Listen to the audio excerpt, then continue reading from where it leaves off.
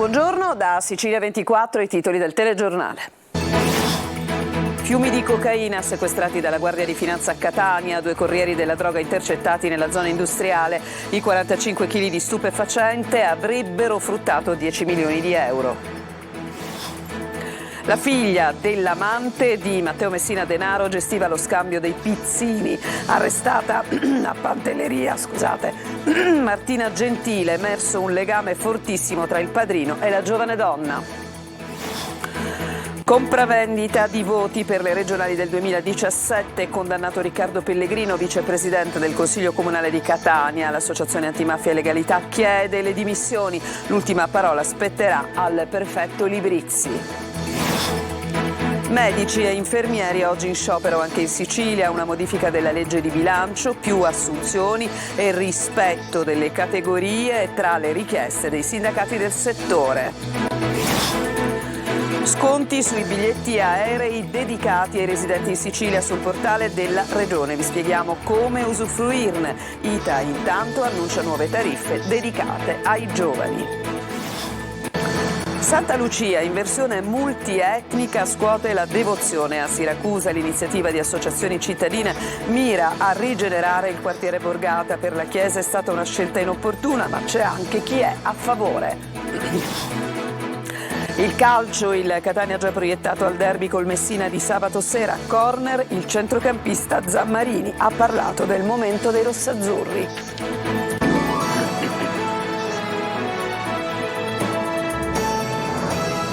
Ancora ben trovati a Catania, 45 kg di cocaina sono stati sequestrati dalla Guardia di Finanza, 2 corrieri della droga intercettati nella zona industriale. Fatale il nervosismo dei 2 conducenti alla guida. Tonino De Mana. Guidavano nervosamente un veicolo dietro l'altro e alla vista della Guardia di Finanza hanno aumentato la velocità nel tentativo di sottrarsi ai controlli. Un'accortezza che invece è costata cara a 2 corrieri della droga intercettati dalle fiamme gialle mentre percorrevano la zona industriale di Catania. È a quel punto che è scattata la perquisizione, dall'esito, è il caso di dirlo, stupefacente. Oltre 45 kg di cocaina nascosti in 3 borsoni neri e suddivisi in panetti sono stati rinvenuti nei bagagliai delle 2 auto fermate che ovviamente sono state poste sotto sequestro. Secondo una prima stima degli investigatori, il valore della droga al dettaglio si aggirerebbe intorno ai 10 milioni di euro. Il carico di cocaina, probabilmente proveniente dalla Calabria, era destinato a rifornire le piazze di spaccio della provincia etnea e del Siracusano. Il GIP, su richiesta della Procura di Catania, ha convalidato gli arresti avvenuti in flagranza.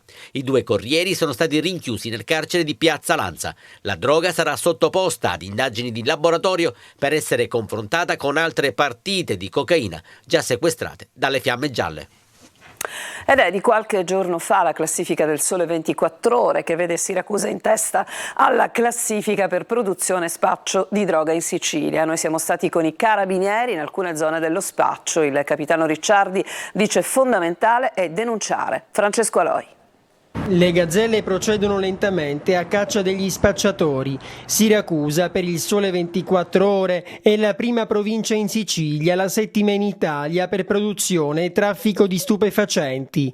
La droga è molto diffusa. Lo spaccio di sostanze stupefacenti a Siracusa è un fenomeno tristemente diffuso che riguarda tutte le fasce d'età. La nostra azione di contrasto è resa anche efficace dalle numerose segnalazioni che giorno per giorno pervengono presso i nostri comandi.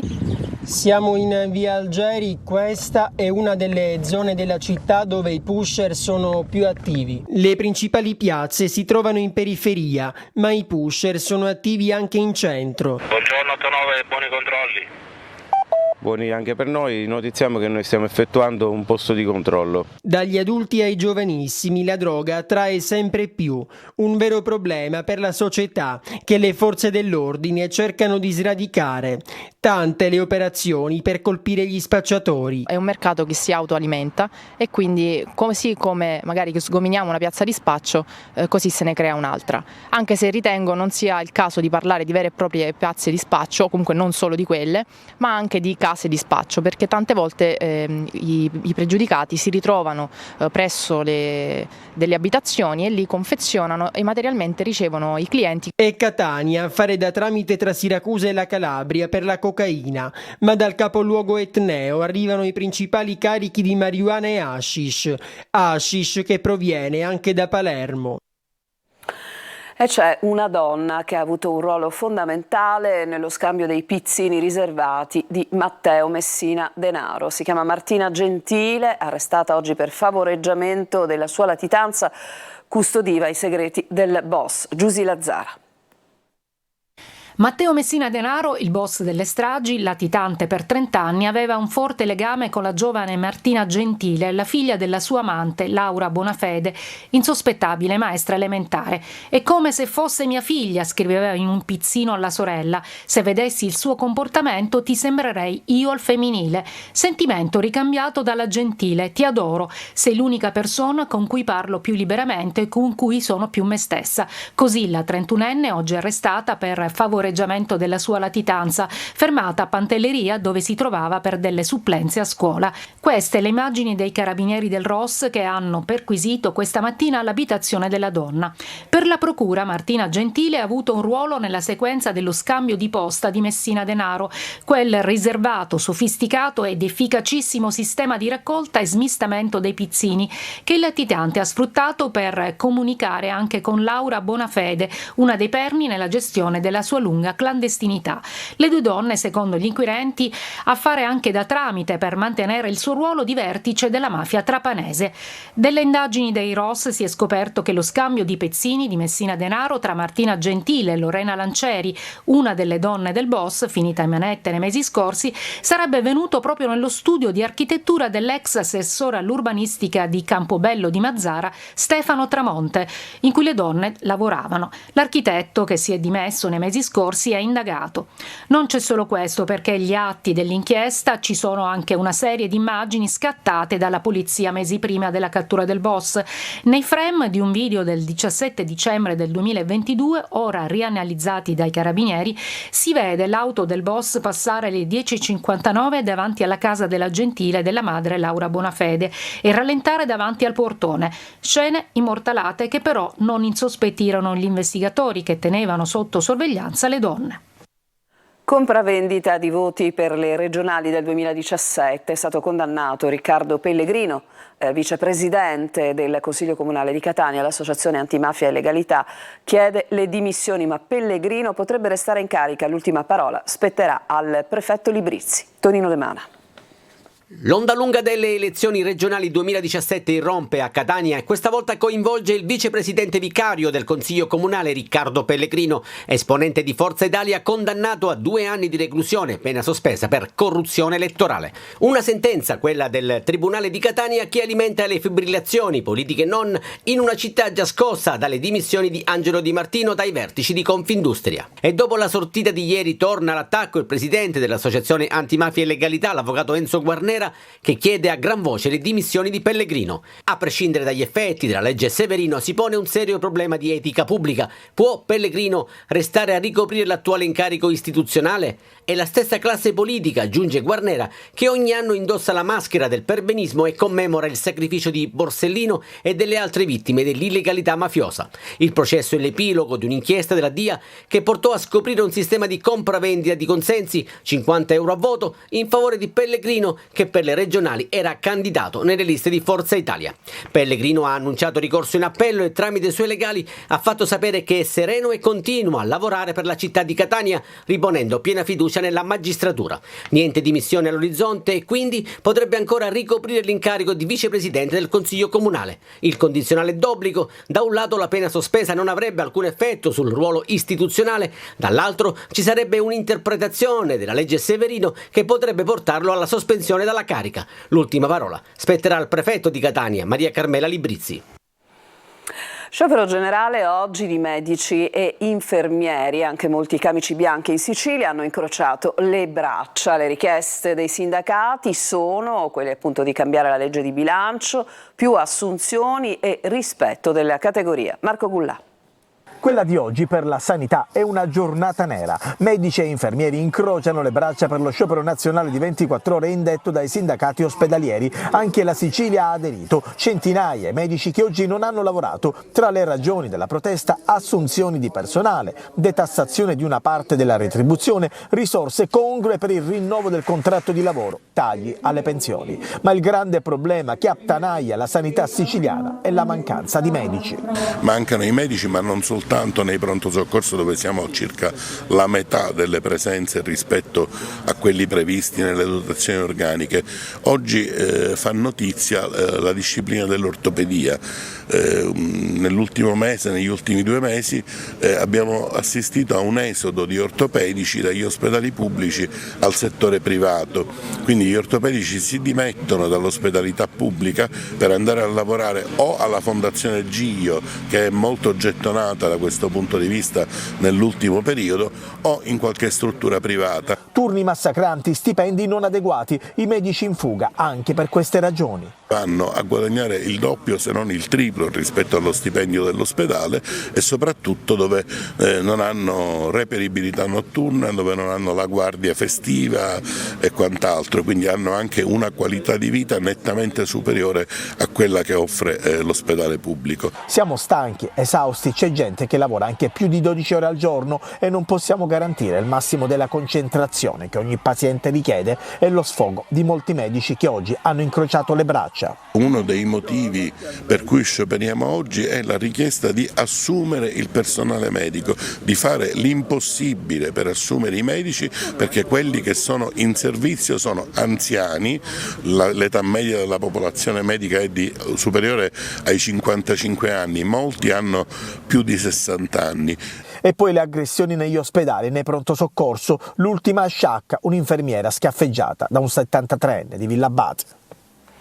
Voltiamo pagina. Catania ha sgomberato all'alba dalla polizia il consultorio autogestito di Via Gallo e lo studentato che ospitava studenti appunto penalizzati dalla carenza di posti letto. Le volontarie che da anni aiutano le donne vittime di violenza denunciano appunto dei metodi decisamente non ortodossi da parte della polizia. Eva Spampinato.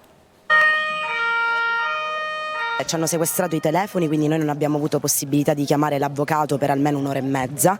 A me hanno strattonato diverse volte, infatti ho proprio anche i segni di questa cosa sulle braccia. Lara Torrisi ci mostra i segni sulle braccia lasciati dai poliziotti che alle 5 del mattino hanno fatto irruzione all'interno di questa palazzina che da 6 anni è occupata dai volontari e dalle volontarie del consultorio autogestito Mi Cuerpo es Mio in Via Gallo, nel centro storico di Catania.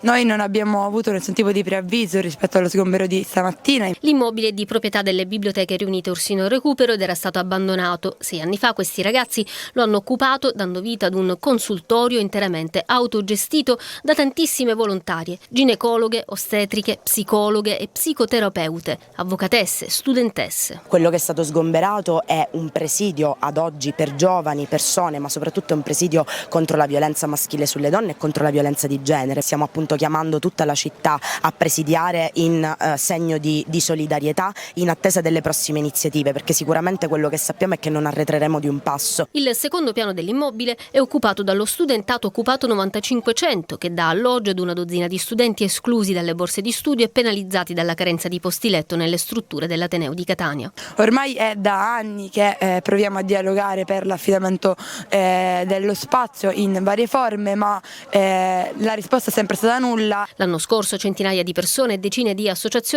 avevano sottoscritto un appello a sostegno dello studentato e del consultorio affinché venisse riconosciuta la loro importanza per il territorio.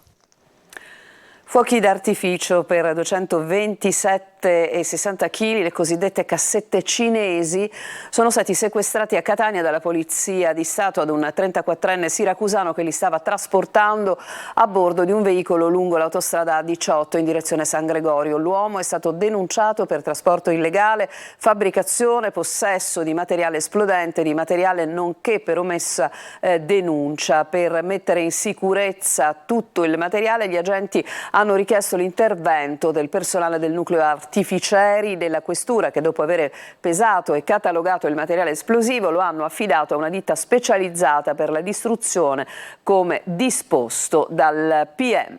Adesso ci fermiamo, c'è una pausa, torniamo tra poco.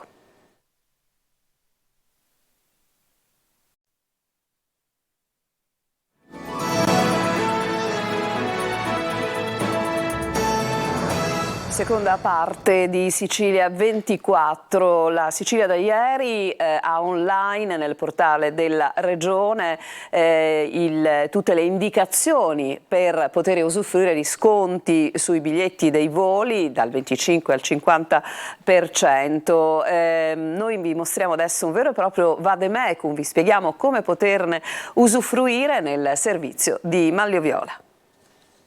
È online dalle 9 di ieri la nuova piattaforma della Regione siciliana per ottenere gli sconti sui voli da e per la Sicilia dagli aeroporti di Roma, Milano e Bergamo. Lo sconto è dedicato ai residenti ed è del 25% per tutti, del 50% per le sole categorie prioritarie, ovvero studenti, disabili e viaggiatori con ISEE inferiore a 9.360 euro. Possono presentare istanza di rimborso i viaggiatori già in possesso di biglietto acquistato da far data del 10 novembre per i voli dal 1 dicembre di quest'anno fino al 31 dicembre del prossimo, il 2024. La richiesta di contributo può essere avanzata tramite la piattaforma entro 30 giorni dalla data del volo. Le richieste vanno fatte sul portale Sicilia Pay, regione.sicilia.it/bando carovoli.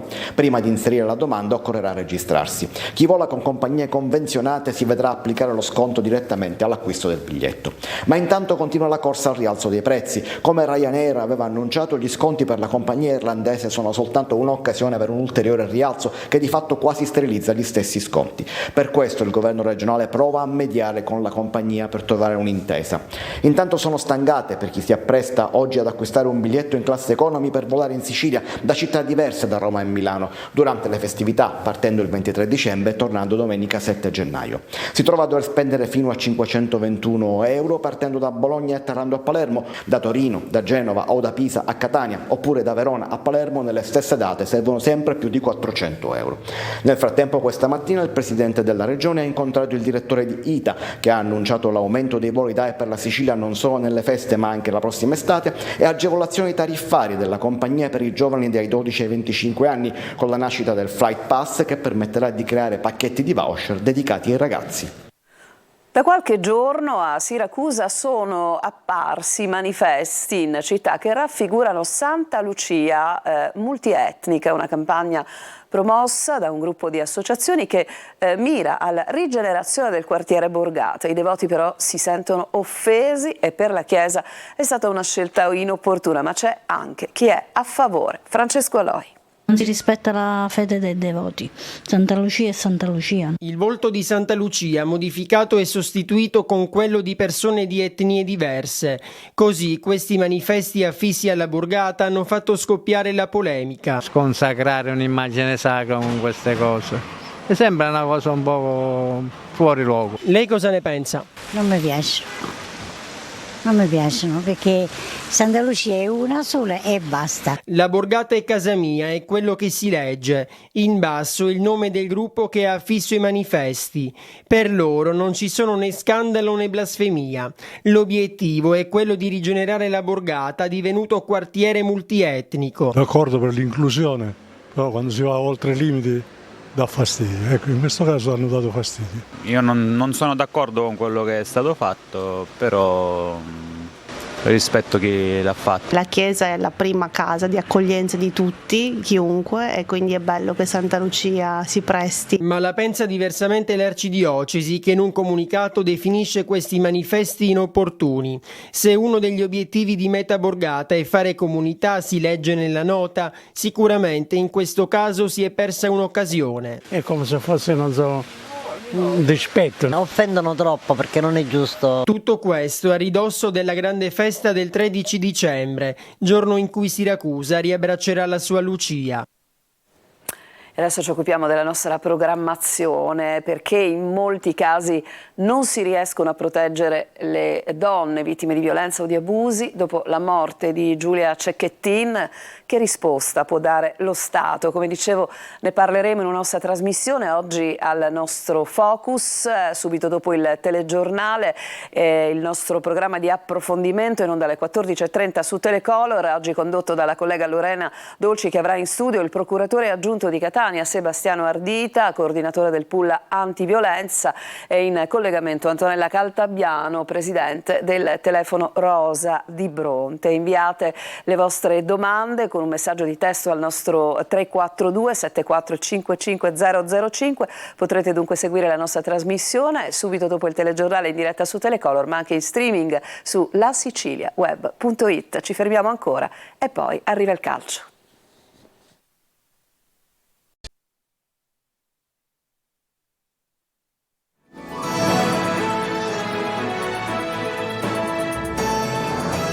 Ultima parte del nostro telegiornale. Dopo il pari contro la Virtus Francavilla, per il Catania è tempo di preparare una delle gare più attese della stagione, il derby tutto siciliano col Messina. Lucarelli ci andrà da ex, ieri intanto a corner. Zammarini ha parlato del momento che stanno vivendo i rossazzurri. Francesco Triolo. Continuità nelle prestazioni, nei risultati, è quello che vuole Lucarelli, è quello di cui ha bisogno il Catania, soprattutto dopo il pari contro la Virtus Francavilla, che ha rappresentato una sorta di frenata nel processo di crescita dei rossazzurri dopo l'arrivo del tecnico livornese. Un aspetto sul quale si è concentrato anche Roberto Zammarini, centrocampista del Catania, ospite a corner. Ne stiamo discutendo anche nello spogliatoio, quello che parliamo sempre col mister. Adesso il nostro obiettivo è migliorare sempre partita per partita, di non tornare più indietro e di andare sempre in avanti e speriamo di continuare così, cercando alla fine di realizzare più gol. La gara contro la Virtus, ha detto Zammarini, è stata condizionata anche dall'impegno infrasettimanale in Coppa contro il Crotone, ma adesso c'è una settimana intera per la prossima partita, non una qualsiasi. All'orizzonte c'è il derby tutto siciliano contro un Messina tornato alla vittoria dopo 5 sconfitte consecutive. Non una gara come tutte le altre per le motivazioni che questo genere di match comunque comportano. Lucarelli in riva allo stretto ci arriva da ex e troverà un ambiente nel quale è stato davvero il comandante, ma che non gli ha perdonato l'approdo al Catania. Troverà una squadra che ha bisogno di punti e di ritrovare quel feeling con l'ambiente che il disastroso mese di novembre ha rovinato, aspetti dei quali dovrà tenere in considerazione il Catania. Questo era l'ultimo servizio di questa edizione di Sicilia 24. Io naturalmente vi ringrazio per l'attenzione. Vi ricordo che il telegiornale tornerà nella prossima edizione su Telecolor alle ore 19. Vi lascio con la collega Lorena Dolci alla conduzione di Sicilia 24 Focus. A tutti buon pomeriggio.